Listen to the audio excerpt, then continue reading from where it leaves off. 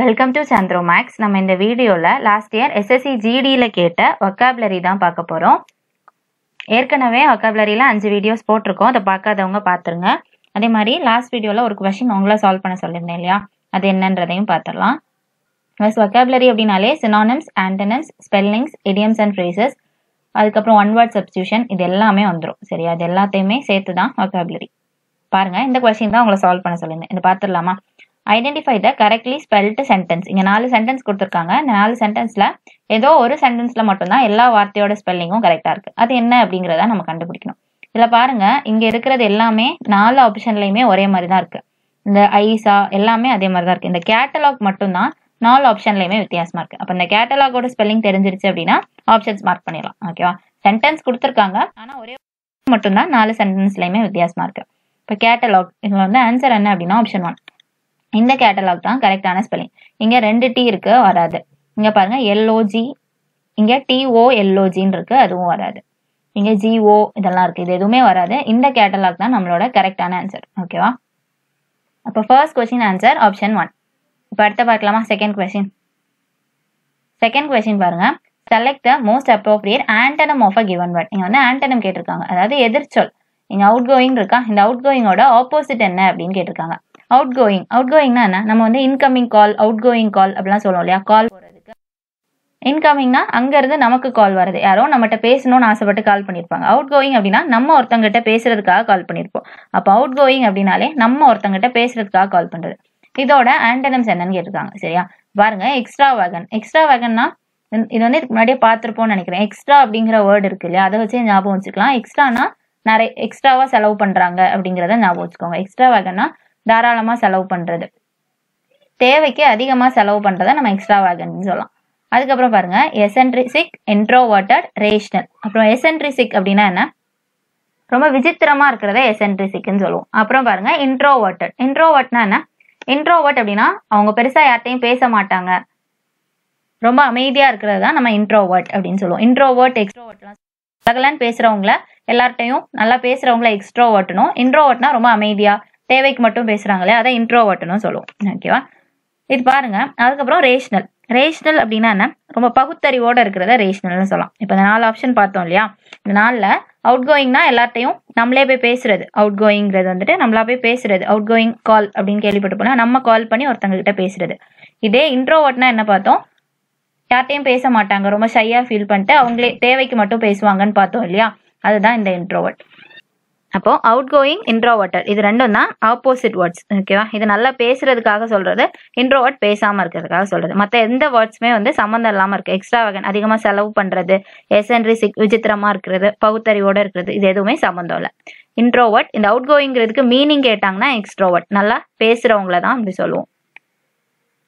இதுக்கு நம்ம out going கால்னு ஞாபகம் வச்சுக்கலாம். நம்ம ஒருத்தங்களுக்கு கால் பண்றோம்னாலே நம்ம நல்லா பேசுறவங்களா தானே இருப்போம், அந்த மாதிரி ஞாபகம் வச்சுக்கோங்க. ஓகேவா? இப்போ நெக்ஸ்ட் கொஸ்டின் பார்க்கலாமா? தேர்ட் கொஸ்டின் பாருங்க, ஐடென்டிஃபை த கரெக்ட்லி ஸ்பெல்ட். இங்க வந்து கொடுத்துருக்க இது வந்து கரெக்டான ஸ்பெல்லிங் கேட்குறாங்க. இந்த வார்த்தையோடது இதுல அப்ராக்சிமேட் இருக்கு, இதோட கரெக்ட் ஸ்பெல்லிங் என்னன்னு 4 ஆப்ஷன்ல 4 அப்ராக்சிமேட் இருக்கு. இதுல எந்த அப்ராக்சிமேட் வந்து கரெக்டான ஸ்பெல்லிங் அப்படின்னு நம்ம கண்டுபிடிக்கணும். அப்ராக்சிமேட் இது வந்து எப்படின்னா அப், ஏபி, அப்போ ப்ராக்சிமேட் அது தனியா. ஓகேவா? வச்சுக்கோங்க. அப்ராக்சிமேட் வாசிக்கும் போதே அப்ராக்சிமேட், அப்புக்கு தனியா, ப்ராக்சிமேட்டுக்கு அப்போ 2 பி இதுல வரும். ஓகேவா? ஆன்சர் வந்து ஆப்ஷன் ஏ. ஓகேவா? இதுதான் அப்ராக்சிமேட்டோட ஸ்பெல்லிங். மற்ற எல்லாமே கரெக்டாக இருக்குது. இங்கே ஒரு பி இருக்கிற இடத்துல 2 பி இருந்துச்சுன்னா ஆன்சர் கரெக்ட். அப்படி பார்த்தா தேர்ட் கொஸ்டின் ஆன்சர் ஆப்ஷன் 1. ஓகேவா? அடுத்து பார்க்கலாமா? ஃபோர்த் கொஸ்டின் பாருங்க, select antonym of a word given in the bracket to fill in the blank. இந்த வார்த்தையோட காமிக்கல் இருக்கு இல்லையா, இந்த வார்த்தையோட ஆண்டனம் என்ன அப்படின்னு கேட்டிருக்காங்க. ஃபர்ஸ்ட் காமிக்கல்னா என்ன? இது வந்து காமிக் புக்ஸ் வாசிக்கிறேன் அப்படின்னு சொல்லுவோம் இல்லையா, காமிக்ஸ் புக்ஸ் அப்படின்லாம் சொல்லி கேள்விப்பட்டிருப்போம். அதாவது ரொம்ப நகைச்சுவையா, ரொம்ப காமெடியான ஒரு புக்ஸ் வாசிக்கிறது தான் காமிக்கல் புக்ஸ் அப்படின்னு சொல்லுவோம். காமிக்ஸ் அப்படின்னு சொல்லுவோம். இதை வந்து நீங்க எப்படி ஞாபகம் வச்சுக்கலாம்னா COM இருக்கு. நமக்கு காமெடியும் COMEDY கரெக்ட் தானே காமெடியோட ஸ்பெல்லிங். அப்போ COM வந்த இந்த காமிக்கல் அப்படின்னாலே காமெடின்னு ஞாபகம் வச்சுக்கோங்க. ஓகே, ரொம்ப நகைச்சுவையான ஒரு இது. அப்போ பாருங்க, அதோட ஆப்போசிட் கேட்டிருக்காங்க. ஆண்டனம்ஸ் தான் ஆப்போசிட். இப்போ ஃபர்ஸ்ட்ல பாருங்க, சீரியஸ், காமெடியோட ஆப்போசிட். காமெடியா எடுத்துக்கிறாங்க, சீரியஸா எடுத்துக்கிறாங்கன்னு சொல்லுவோம் இல்லையா, அப்போ இதுதான் ஆப்போசிட். ஓகேவா? காமெடினா ரொம்ப நகைச்சுவையா இருக்கிறது, சீரியஸ்னா ரொம்ப தீவிரமா அதை வந்து எடுத்துக்கிறது, ஏதோ ஒன்று சொல்றத ரொம்ப தீவிரமா சீரியஸா எடுத்துக்கிறாங்கன்னு சொல்லுவோம் இல்லையா. இப்போ இதுதான் ஃபர்ஸ்ட் ஆப்ஷன்லேயே ஆன்சர் வந்துச்சு. காமிக்கலோட ஆன்டனம் சீரியஸ். அடுத்த போலாமா? 5th கொஸ்டின் பாருங்க. 5th question select the incorrectly spelt word. இங்கே 4 ஆப்ஷன் கொடுத்துருக்காங்க. இந்த 4ல் எது வந்து தப்பான ஸ்பெல்லிங்கில் இருக்குது அப்படின்னு கேட்டிருக்காங்க. மூணு கரெக்டான ஸ்பெல்லிங்கில் இருக்குது, ஒன்று மட்டும் தப்பாக இருக்குது. அது என்ன அப்படின்னு கேட்டிருக்காங்க.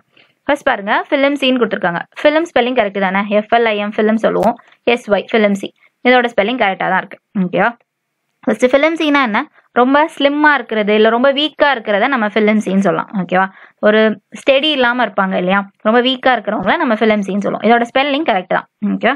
அடுத்த பாருங்க, எட்டிக்யூட். எட்டிக்யூட் அப்படிங்கிறது என்னன்னா, இது வந்து ரொம்ப ஆச்சாரமாக இருக்கிறாங்கன்னு சொல்லலாம். எட்டிக்யூட்னா அவங்கவுங்க ரிலீஜியனுக்குன்னு ஏதாச்சும் இருக்கும், அதை வந்து பர்ஃபெக்டாக ஃபாலோ பண்ணுறாங்க, அதை தான் நம்ம எட்டிக்யூட்னு சொல்லுவோம். இதோட ஸ்பெல்லிங்கும் நமக்கு கரெக்டாக தான் இருக்குது. ஓகேவா? இதோட ஸ்பெல்லிங்கும் கரெக்ட் தான். இதில் வந்து 2 T வந்திருக்கும், அதே மாதிரி 2 E வந்திருக்கும், இங்கே ஒரு T. இது எல்லாமே நோட் பண்ணி வச்சுக்கோங்க. இது வந்து கரெக்டான ஸ்பெல்லிங் தான். ஃபிலிம் சி, எட்டிக்யூட் ரெண்டுமே கரெக்ட் ஸ்பெல்லிங் தான். அடுத்த பாருங்க, சூப்பர் சீட், இண்டர்சீட். சூப்பர் சீட், இண்டர்சீட் இருக்கு. இதில் சூப்பர் சீடோட ஸ்பெல்லிங் தான் தப்பு.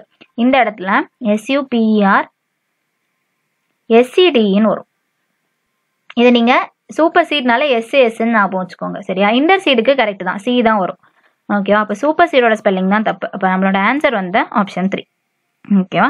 சூப்பர் சீட்னா வந்துட்டு ஒருத்தங்களை மாற்றிட்டு இன்னொருத்தங்களை அப்பாயிண்ட் பண்ணுவோம். நம்ம கரண்ட் அஃபேர்ஸ்லாம் பார்த்துருப்போம் இல்லையா, ஏதாவது மினிஸ்டர் இல்லை ஏதாவது ஒரு அப்பாயின்மெண்ட்டை இவங்க இருந்திருப்பாங்க, அந்த இடத்துல இன்னொருத்தங்களை ரீப்ளேஸ் பண்ணுவோம் இல்லையா, யாரையும் அப்பாயிண்ட் பண்ணுறது தான் நம்ம சூப்பர் சீட் அப்படின்னு.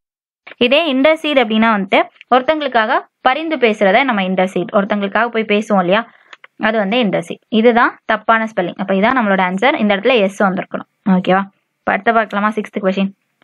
6th கொஸ்டின் பாருங்க, select most appropriate antonym of a given word. எதிர்ச்சொல் கேட்டிருக்காங்க. பிரிட்டிலோட ஆப்போசிட் என்னன்னு கேட்டிருக்காங்க. ஃபர்ஸ்ட் பிரிட்டில்னா என்ன? பிரிட்டில் அப்படின்னா ஈஸியா உடையக்கூடிய விஷயத்தை தான் நம்ம பிரிட்டில்னு சொல்லுவோம். இதை நம்ம பாட்டில்ன்ற மாதிரி ஞாபகம் வச்சுக்கலாம். கிளாஸ் பாட்டில் அப்படின்ற மாதிரி ஞாபகம் வச்சுக்கோங்க. போட்ட உடனே உடஞ்சிரும் இல்லையா, அதுதான் பிரிட்டில். இப்போ பாருங்க, ஆப்ஷன்ஸ் பாருங்க. Delicate, bitter, attractive, resilient. இதில் வந்து டெலிகேட்னா ரொம்ப ரொம்ப மென்மையா இருக்கிறது தான் டெலிகேட். ரொம்ப மென்மையா இருக்குன்னா அதுவும் அதே தான், போட்ட உடனே உடஞ்சிரும், அதுதான் டெலிகேட். இந்த பிரிட்டில், டெலிகேட்லாம் ஒரே மீனிங். ஆனால் நமக்கு ஆண்டனம்ஸ் கேட்டிருக்காங்க. இதை கவனிக்காம ஒரே மீனிங் தருதுன்னு ஆப்ஷன் 1 டிக் பண்ணிடக்கூடாது. இங்கே ஆண்டனம்ஸ் எதிர்ச்சொல் இது கிட்டத்தட்ட ஒரே மீனிங்கா இருக்குது. அப்போ இதை வந்து நம்ம எலிமினேட் பண்ணிடலாம். அடுத்து பாருங்க, பிட்டர் டேஸ்ட்னு சொல்லணும் இல்லையா, ரொம்ப கசப்பா இருக்குதுன்னா பிட்டர். இது வந்து ஒரு வகையான டேஸ்ட்டை சொல்றது. இதுக்கும் அதுக்கும் சம்மந்தம் இல்லை. அதுக்கப்புறம் பாருங்க, அட்ராக்டிவ். ரொம்ப அட்ராக்டிவா இருக்கு, ரொம்ப அழகா இருக்குன்னு சொல்றதுக்கு சொல்லுவோம். இதுக்கும் பிரிட்டலுக்கும் சம்மந்தம் இல்லை. இது வந்து ஈஸியா உடையக்கூடியது, இது ரொம்ப அழகா இருக்குன்னு இருக்கு. அப்போ இதுவும் வராது. அப்புறம் பாருங்க, ரெசிலண்ட். ரெசிலண்ட்னா ரொம்ப ஸ்ட்ராங்கா இருக்கிறது தான் நம்ம ரெசிலண்ட்னு சொல்லுவோம். ஓகேவா? பிரிட்டலுக்கு என்ன பார்த்தோம்? ஈஸியா உடஞ்சிரும்னு பார்த்தோம். அதாவது ஸ்ட்ராங் இல்லாம இருக்குது. கரெக்டா? ஈஸியா உடையதுனால என்ன அர்த்தம்? அது ஸ்ட்ராங்கா இல்லை. ரெசிலண்ட் அப்படின்னா ஸ்ட்ராங்கா இருக்குதுன்னு அர்த்தம். அப்போ இது ரெண்டும் தான் நமக்கு ஆப்போசிட்டான வார்த்தை. இப்போ பிரிட்டிலோட ஆன்சர் வந்து resilient. 6th question answer option 4. ஓகேவா? இப்போ அடுத்த பார்க்கலாமா? 7th question. 7th பாருங்க, select the most appropriate meaning of given idiom. இந்த இடியமோட மீனிங் கேட்டிருக்காங்க. Blow one's own trumpet. இந்த இடியமோட opposite blow one's own trumpet. இதோட அர்த்தம் என்ன அப்படின்னா, அவங்கள பத்தி அவங்களே பெருமையா பேசிக்கிறது, தற்பெருமையா பேசிப்பாங்க. நான் இப்படி அப்படின்ட்டு அவங்கள பத்தி அவங்களே பெருமையா பேசிக்கிறது தான் ப்ளோ ஒன்ஸ் ஓன் ட்ரம்பட். இதுலயே ஓன்ன்ற வேர்டு இருக்கு. ஓன்னா அவங்கள பத்தி அவங்களே. கரெக்டா? ட்ரம்பட்னா தம்பூரா அடிக்கிறாங்கன்னு சொல்லுவோம் இல்லையா, அதுதான் ப்ளோ ஒன்ஸ் ஓன் ட்ரம்பட். அவங்கள பத்தி அவங்களே பேசிக்கிறது. To be very keen, to be very confuse, to disgrace oneself, to praise oneself. இதுதான் நம்மளோட ஆன்சர். To praise oneself. Praise பண்ணிக்கிறாங்கன்னா அவங்கள பத்தி அவங்களே பெருமையா பேசிக்கிறாங்க. ஓகேவா? அதான் நம்மளோட ஆன்சர். ப்ளோ ஒன்ஸ் ஓன் ட்ரம்பட் அப்படின்னா பிரைஸ் ஒன் செல்ஃப். இப்போ அடுத்து பார்க்கலாமா? 8th question. 8th பாருங்க, select the most appropriate synonym of a given word. Synonym கேட்டிருக்காங்க, மீனிங் கேட்டிருக்காங்க. இல்லை டேஸ்லிங்கோட மீனிங் என்னன்னு கேட்டிருக்காங்க. ஃபர்ஸ்ட் டேஸ்லிங் அப்படின்னாலே என்ன? டேஸ்லிங் அப்படின்னாலே ரொம்ப அறிவா இருக்கிறது, ரொம்ப அறிவா அழகா எல்லாத்துலயுமே பெர்ஃபெக்டா இருப்பாங்க இல்லையா, அதுதான் வந்து டேஸ்லிங். ரொம்ப அறிவாளியா இருக்கிறது, அதெல்லாம் நம்ம டேஸ்லிங்னு சொல்லலாம். இப்போ மீனிங் பாருங்க, பிரில்லியன்ட். பிரில்லியன்ட்னாலும் அதே தான், ரொம்ப புத்திசாலித்தனமா இருந்தா நம்ம பிரில்லியன்ட், இன்டெலிஜென்ட் இதெல்லாம் யூஸ் பண்ணுவோம் இல்லையா, அதே மீனிங்கும். டேஸ்லிங்னாலும் பிரில்லியன்ட்னாலும் ஒரே மீனிங் தான். ஓகேவா? இங்கேயும் சினானிம்ஸ் தான் கேட்டிருக்காங்க. இதுக்கும் மற்ற ஆப்ஷன்ஸ் பார்க்கலாமா? இங்க வந்து ட்ரெஸ்லி. ட்ரெஸ்லிங்கிறது என்னன்னா மலை சாரல்னு சொல்லுவோம் இல்லையா, சாரல் வீசுதுன்னா அதை சொல்லலாம். அப்புறம் மர்க்கி. மர்க்கினா இருண்டுட்டு வருது, ரொம்ப டார்க்கா இருக்கும் இல்லையா, அது வந்து மர்க்கி. இருண்டுட்டு வருது, மேகம் வந்து இருண்டுட்டு இருக்கு அப்படின்னா மர்க்கி. டல்லா இருக்கிறீங்க சொல்லுவோம் இல்லையா, ரொம்ப சோகமா இருக்கீங்க, ஏன் டல்லா இருக்கீங்க அப்படின்லாம் கேட்போம் இல்லையா, அது வந்து டல். அதுக்கும் டேஸ்லிங்க்கும் சம்மந்தம் இல்லை. அப்போ ஆன்சர் வந்து brilliant. 8th question answer brilliant. டேஸ்லிங்க்கு பிரில்லியன்ட். அடுத்த பார்க்கலாமா? 9th question. 9th கொஸ்டின் பாருங்க, select the most appropriate synonym to substitute the underlined word in the given sentence. இதுல வந்து underline பண்ண word இது. ஓகேவா? இதோட synonym என்னன்னு கேட்டிருக்காங்க. இந்த underline wordோட synonym. He had created a cocoon of human activities, conversation, interaction, affection and it filled his life like overflowing soap. ஓகேவா? பாருங்க இதுல cocoon அப்படின்னு கொடுத்துருக்காங்க. கரெக்டா? cocoon அப்படின்னா என்னன்னா இது வந்து நம்ம பட்டர்ஃப்ளையோட கூட வந்து நம்ம குக்கோன்னு சொல்லுவோம். பட்டாம்பூச்சி கூடு கட்டியிருக்கோம் இல்லையா, அதையும் நம்ம குக்குன்னு சொல்லுவோம். இங்க வந்து பாருங்க human activities he had created, அவன் ஒரு குக்கூனை கிரியேட் பண்ணியிருக்கான் அந்த மாதிரி சொல்லியிருக்காங்க. கரெக்டா? அப்போ என்ன சொல்றாங்கன்னா ஏதோ ஒரு கூடு, ஏதோ ஒரு க்ளோஸ்ட் ஏரியாவை தான் இந்த குக்கூன்னு சொல்றாங்க. இது வந்து பட்டர்ஃப்ளையை மென்ஷன் பண்ணல, ஹீ ஹேட் கிரியேட்டட்னு சொன்னனால இதோட மீனிங் கண்டிப்பா இது பட்டர்ஃப்ளையோடது இல்லை, இது மனுஷன் கிரியேட் பண்ண ஏதோ ஒரு கூடு. கரெக்டா? இப்போ ஆப்ஷன்ஸ் பாருங்க, பண்டில், ஃபேப்ரிக், என்கேஸ்மெண்ட், டவுனி. இதில் பண்டில்னா என்ன, ஏதோ ஒரு மூட்டையை சொல்றதுக்கு பண்டிலா இருக்கு, பண்டில் ஆஃப் பேப்பர்லாம் சொல்லுவோம் இல்லையா, ஏதோ ஒரு மூட்டையை சொல்றது பண்டில். அதுக்கும் இந்த குக்கோனுக்கும் சம்மந்தம் இல்லை. அப்புறம் பாருங்க ஃபேப்ரிக்னா துணி, இது ஃபேப்ரிக் மெட்டீரியல்னு சொல்லுவோம் இல்லையா, நெய்யப்பட்ட துணின்னு சொல்லுவோம் இல்லையா, அது வந்து ஃபேப்ரிக். அதுக்கும் இந்த குக்கோனுக்கும் சம்மந்தம் இல்லை. அடுத்து பாருங்க என்கேஸ்மெண்ட்னா என்ன, இதுல கேஸ்ன்ற வேர்டு இருக்கு, இதை வச்சு நீங்க ஞாபகம் வச்சுக்கலாம். ஃபோன் கேஸ்ன்னு சொல்லுவோம் இல்லையா, ஃபோன் கேஸ் வாங்குறோம் அப்படின்னா ஃபோனுக்கு ஒரு கவர் வாங்கினா ஃபோன் கேஸ்ன்னு சொல்லுவோம். அப்ப அந்த கேஸ் அப்படிங்கிற வேர்டு வச்சு ஞாபகம் வச்சுக்கோங்க. இது ஏதோ ஒன்ன கவர் பண்ணக்கூடியது, தான் நம்ம கேஸ்ன்னு சொல்லுவோம். அப்படின்னாலே ஒரு கவர் பண்ணக்கூடிய ஆப்ஜெக்ட், ஒரு கூடு. ஓகேவா? அந்த குக்கோனுக்கும் என்கேஸ்மெண்ட்டும் ஒரே மீனிங் தான். ஓகேவா? ஏதோ கவர் பண்ணக்கூடியது. குக்கோனும் அதே தான், கூடுன்னு சொல்லுவோம். என்கேஸ்மெண்ட்டும் அதே தான், ஏதோ ஒன்ன கவர் பண்ணக்கூடியது. அதுக்கப்புறம் பாருங்க டவுனிக்கு சம்மந்தமே இல்லை, டவுனா இருக்கிறாங்க, ரொம்ப தாழ்வா இருக்கிறாங்க அந்த மாதிரி சொல்றதுக்கு டவுனுங்கிற வேர்டுக்கும் இதுக்கும் சம்மந்தம் இல்லை. அது அப் டவுன்லாம் சொல்லுவோம் இல்லையா, அந்த டவுன், இது வந்து சம்மந்தம் இல்லை. அப்போ பாருங்க ஆன்சர் வந்து ஆப்ஷன் 3. ஓகேவா? குக்கோனுக்கு என்கேஸ்மெண்ட். இப்போ அடுத்த பார்க்கலாமா, 10th கொஸ்டின் பாருங்க, செலக்ட் த இன்கரெக்ட்லி ஸ்பெல்ட் வேர்ட். தப்பான ஸ்பெல்லிங் எதுக்கு இருக்கு அப்படின்னு கேட்டிருக்காங்க. இதில் பாருங்க கருலஸ், சைமல்டேனியஸ், டெக்னிக், ரெலக்டன்ட். ஃபர்ஸ்ட் கருலஸ் இருக்கு. கருலஸ் வந்து ஸ்பெல்லிங் கரெக்ட் தான், GARRULOUS, இதோட ஸ்பெல்லிங் கரெக்ட் தான். கருலஸ்னா என்ன, ரொம்ப கரடு முரடா இருக்கிறத நம்ம கருலஸ் அப்படின்னு சொல்லலாம். ஓகேவா? 2 R வரும், ஸ்பெல்லிங் கரெக்ட். அப்புறம் பாருங்க சைமல்டேனியஸ், இங்க சைமல்டேனியஸ், இதோட ஸ்பெல்லிங்கும் கரெக்ட் தான். சைமல்டேனியஸ்னா ஒரே நேரத்தில் நடக்கிற விஷயத்த நம்ம சைமல்டேனியஸ் அப்படின்னு சொல்லுவோம். ஒரே நேரத்தில் 2 நிகழ்வு நடக்குதுன்னா அதை நம்ம சைமல்டேனியஸ் அப்படின்னு சொல்லுவோம். இதோட ஸ்பெல்லிங்கும் கரெக்ட். அப்புறம் பாருங்க டெக்னிக் தான் ஸ்பெல்லிங் தப்பா இருக்கு. இங்க KE வராது. டெக்னிக் பொறுத்த வரைக்கும் TECHNIQEன்னு வரும். இதுதான் டெக்னிக்கோட ஸ்பெல்லிங். இங்க KEன்னு இருக்கு, இதுதான் தப்பான ஸ்பெல்லிங். நமக்கும் இன்கரெக்ட்லி ஸ்பெல்ட் வேர்ட் தப்பானது எதுன்னு தான் கேட்டிருக்காங்க. அப்ப டெக்னிக் தான் நமக்கு தப்பு. ஓகேவா? அடுத்து பாருங்க ரிலக்டன்ட், இதோட ஸ்பெல்லிங் கரெக்டா தான் இருக்கு. ஓகேவா? அப்ப டெக்னிக் தான் நம்மளோட ஆன்சர், இதோட ஸ்பெல்லிங் தான் தப்பு. கரெக்ட் ஸ்பெல்லிங் பார்த்து வச்சுக்கோங்க, இதான் நம்மளோட கரெக்ட் ஸ்பெல்லிங். ஓகேவா? அடுத்து பார்க்கலாமா, 11th கொஸ்டின். 11th பாருங்க, select the most appropriate antonym of the underline word to fill in the blank. ஓகேவா? இதுதான் நம்மளோட underline word. He borrowed money from his father. அவங்க அப்பாட்ட இருந்து ஏதோ மணியை borrow பண்ணியிருக்கான். borrowனா என்ன, இது வந்து நம்ம நார்மலா எல்லாருக்குமே தெரிஞ்சதுதான், நம்ம ஸ்கூல் டைம்லயே தெரிஞ்ச விஷயம் தான். அடிஷன் சப்ராக்ஷன் பண்ணும்போது சப்ராக்ஷன்ல கடன் வாங்குறோம் அப்படின்னு சொல்லுவோம் இல்லையா, பெரிய நம்பரா சின்ன நம்பரா இருக்கு, பெரிய நம்பர் பக்கத்து நம்பர்ட்ட இருந்து கடன் வாங்குறோம், borrow வாங்குறதுன்னு சொல்லுவோம் இல்லையா. அது ரொம்ப ஈஸி தான். borrow அப்படின்னாலே கடன் வாங்குறதுன்னு அர்த்தம். அதோட ஆன்டனிம்ஸ் கேட்டிருக்காங்க, அதாவது கடன் கொடுக்கறது.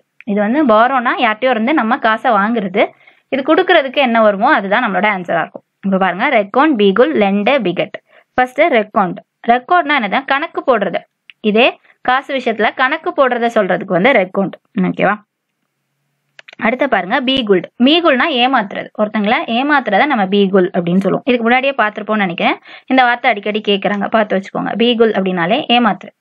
அடுத்த பாருங்க லெண்ட் அப்படின்னாலே கடன் கொடுக்கறது, யாரோ ஒருத்தங்களுக்கு நம்ம காசு கொடுக்குறோம், வட்டிக்கு விடுறதுலாம் சொல்லுவோம் இல்லையா, அது வந்து லெண்ட். இப்போ பாரோக்கு என்ன பார்த்தோம், நம்ம வேற ஒருத்தங்கிட்ட கடன் வாங்குறது. லெண்ட்னா நம்மகிட்ட இருக்க காசை மற்றவங்களுக்கு கொடுக்கறது, கடனா கொடுக்கறது. இப்போ இதுதான் இதோட ஆப்போசிட், பாரோடோட ஆப்போசிட் தான் லெண்ட். ஓகேவா? பாருங்க பீகட்னா ஏதோ ஒண்ணு உருவாக்குறது, இல்ல ஏதோ குழந்தை பிறக்கிறது, இந்த மாதிரி ஏதாவது ஒண்ணு புதுசா பிறக்குது உருவாக்குறோம் அப்படின்னா பீகட்னு சொல்லலாம். அதுக்கும் இதுக்கும் சம்மந்தம் இல்ல, லெண்ட் தான் நம்மளோட கரெக்ட் ஆன்சர். பாரோடோட ஆப்போசிட் வந்து லெண்ட். அடுத்த பார்க்கலாமா, 12th கொஸ்டின். 12th பாருங்க, select the most appropriate antonym of the given word. எதிர்ச்சொல் கேட்டிருக்காங்க, அப்லாடோட ஆப்போசிட் என்னன்னு கேட்டிருக்காங்க. அது ஃபர்ஸ்ட் அப்லாட்னா என்னன்னு தெரியணும்.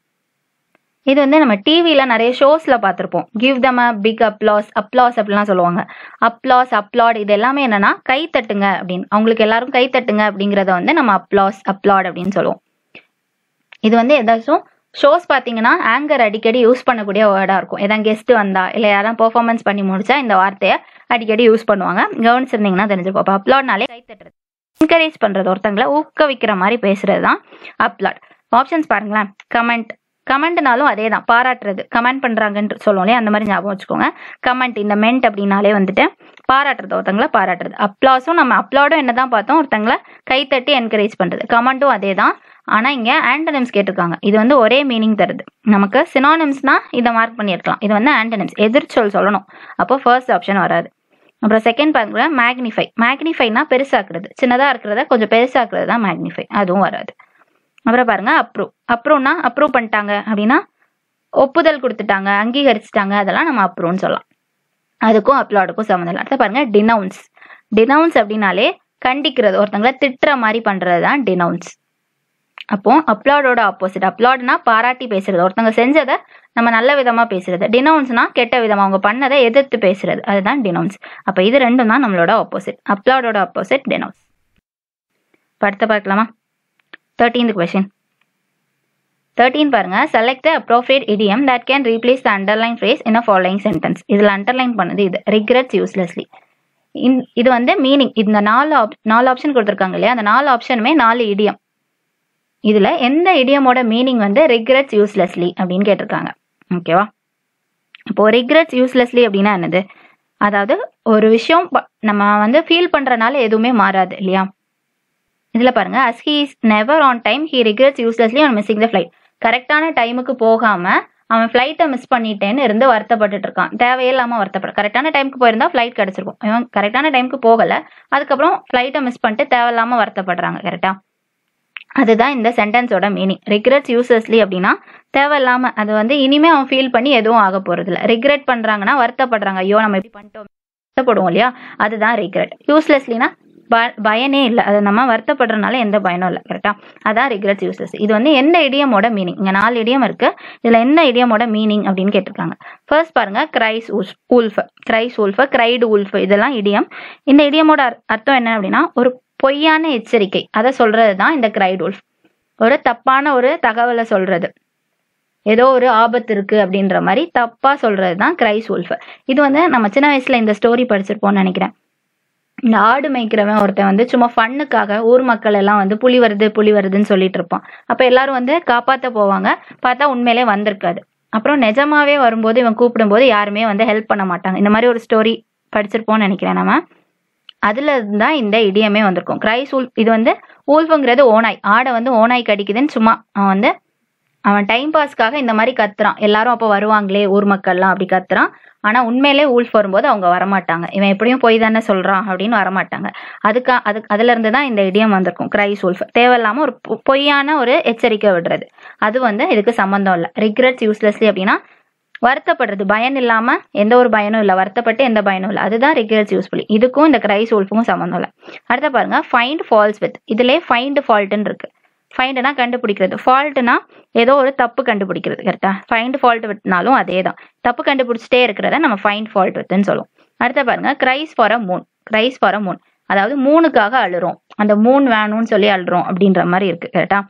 மூன் வந்து நமக்கு கிடைக்காது. இப்போ அழுத உடனே சன்னு மூன்லாம் நமக்கு கிடைக்குமா? கிடைக்காது இல்லையா. அப்போ தேவையில்லாதது, நடக்காத விஷயத்துக்காக ஆசைப்படுறது தான் கிரைஸ் ஃபார் அ மூன் அப்படின்னு சொல்லுவோம். ஓகேவா?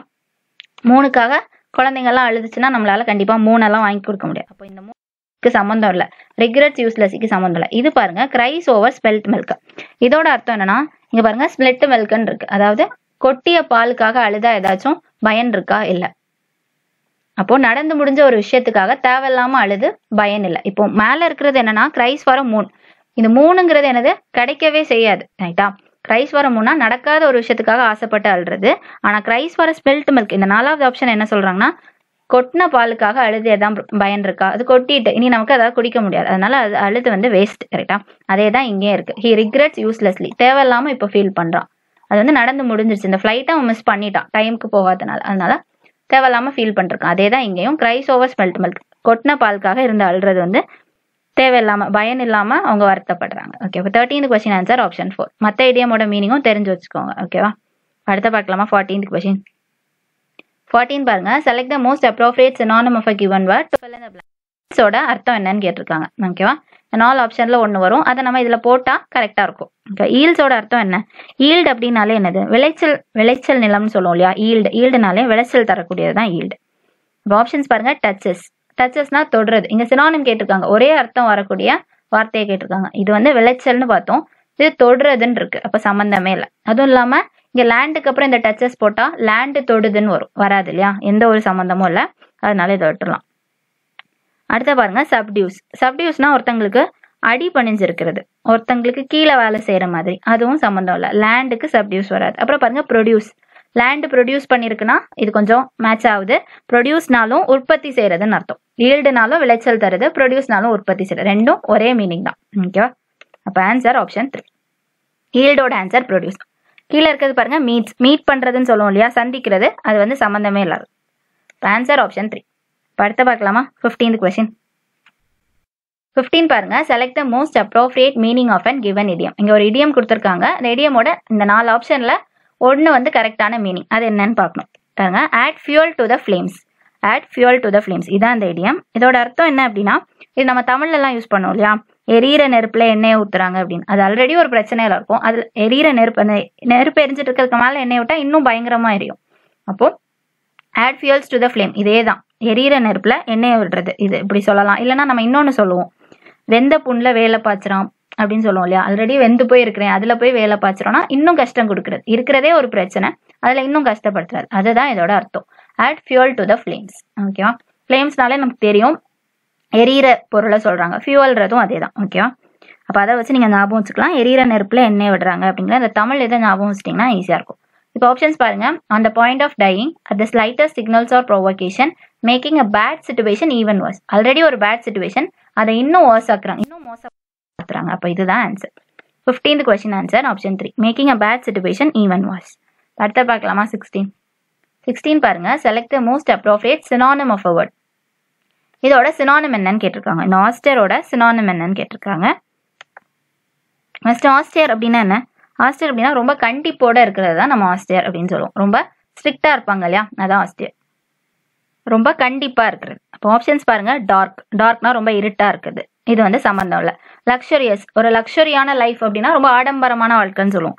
இதுவும் சம்பந்தம் இல்லாம இருக்குது. இந்த கண்டிப்பா இருக்கிறதுக்கும் லக்ஸரி லைஃப்க்கும் சம்பந்தம் இல்லை. அடுத்து பாருங்க ஸ்ட்ரிக்ட். இதுதான் நம்ம பார்த்தோம். ஆஸ்டியர்னாலும் ஸ்ட்ரிக்ட்னாலும் ஒண்ணுதான். ரொம்ப கண்டிப்போட இருக்கிறது. இப்போ answer option 3. 16th question answer option 3. ஓகேவா? ஆஸ்டியர்னாலும் ரொம்ப ஸ்ட்ரிக்டா இருக்கிறது, ஸ்ட்ரிக்ட் கண்டிப்பா இருக்கிறது. ஓகேவா? இப்போ அடுத்த பார்க்கலாமா 17th கொஸ்டின் பாருங்க. Incorrectly spelt word. தப்பான ஸ்பெல்லிங். இந்த 4 ஆப்ஷன்ல தப்பான ஸ்பெல்லிங் எதுக்கு இருக்கு அப்படின்னு கேட்டிருக்காங்க.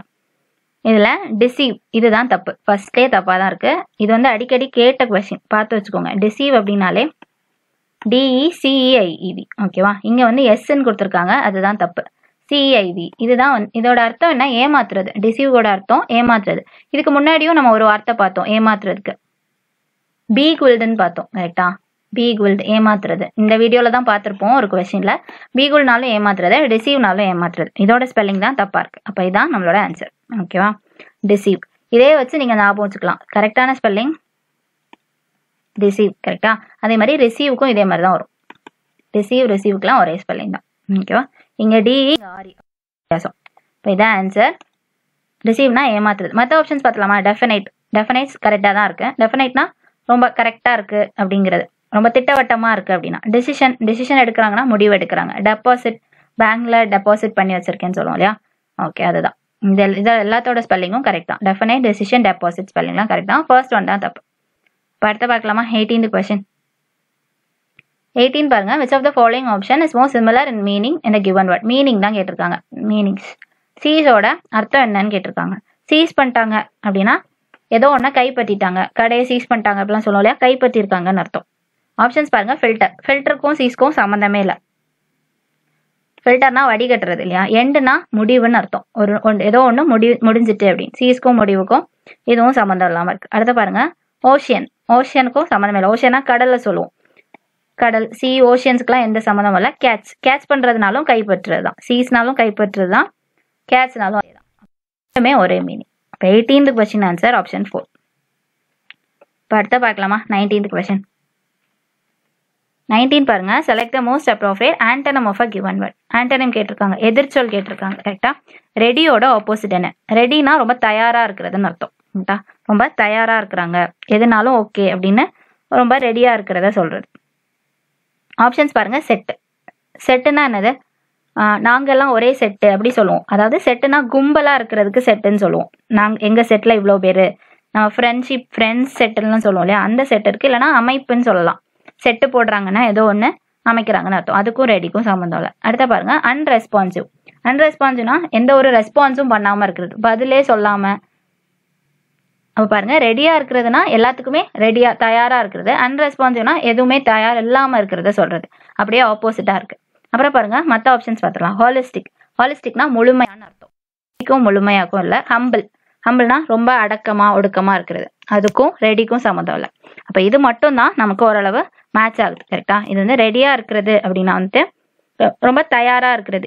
எப்பவுமே ரெடியாவே இருக்கிறாங்க அப்படின்னா ரொம்ப எதுனாலும் தயாரா இருக்காங்க, எது கேட்டாலும் பதில் அளிக்கிற மாதிரி இருப்பாங்க. அன்ரெஸ்பான்சிவ்னா எந்த ஒரு ரெஸ்பாண்டும் பண்ணாம இருக்கிறாங்க.